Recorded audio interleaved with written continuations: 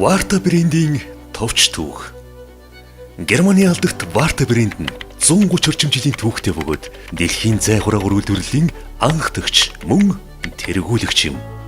1887 онд Адольф Мюллер Германы Хаген хотод Bush & Müller хэмээх компани байгуулсан нь хожимын Warta брендийн үүсэл байсан гэж хэлж болно. 1890 онд Германы AEG болон Siemens AG компаниуд зай хураагур бүтээх олон удаагийн бүтлгүү оролдохын дараагаар Bush & Müller компанид хөрөнгө оруулалтыг хийхээр болжээ.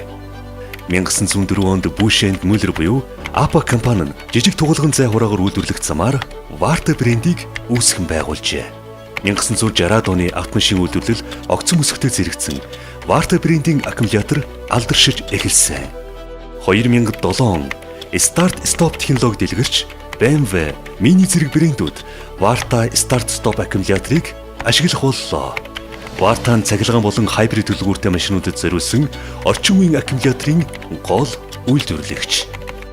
2009 оны ихэр шинээр гарч байгаа Start Stop технологийн нийт автомашины 80% нь Warta аккумулятортай худалдаанд гарлаа.